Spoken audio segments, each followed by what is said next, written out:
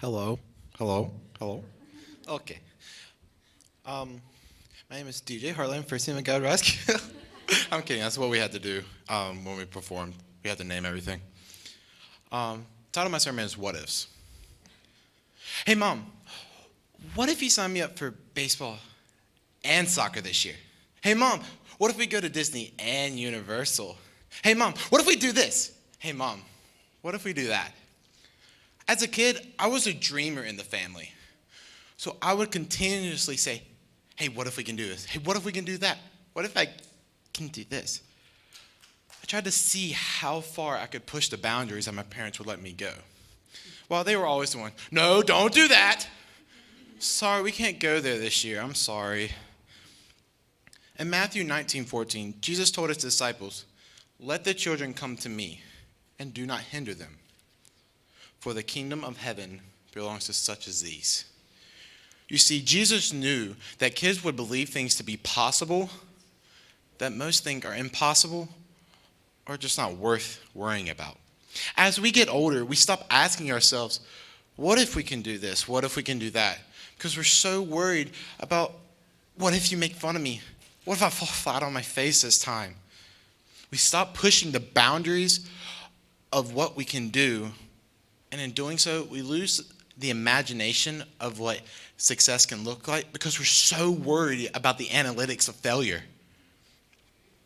The story of Peter walking on water is a good example of this. In Matthew 14, Jesus told his disciples to go ahead of him onto a boat, and he'll catch up with them later.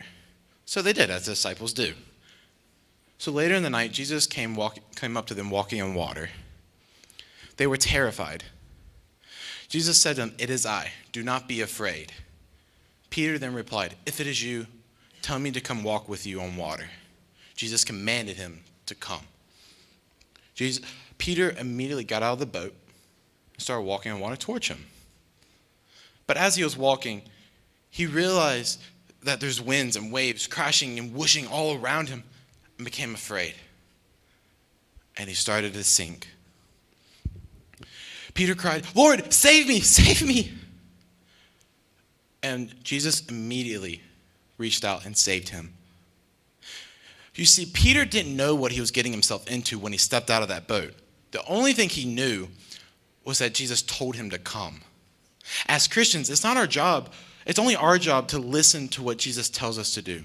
But when it becomes difficult or we become a little bit uncomfortable in our situation, we end up sinking because we worry, what if we fall flat on our face? What if we do something wrong? We worry so much about the outcome that we lose sight who's actually in control. You see, it's not our job to worry about the outcome. It's God's responsibility to worry about outcomes. It's only our responsibility to worry about obeying God's command.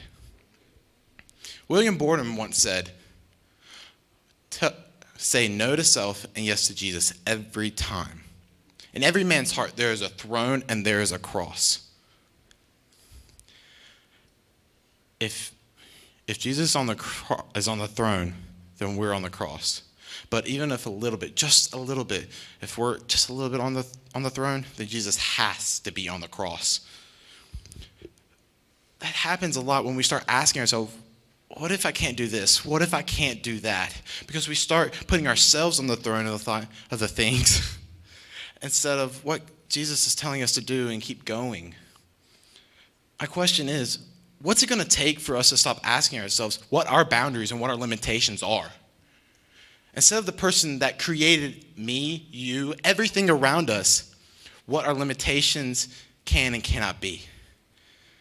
Because then and only then is when we will actually walk on water. Thank you.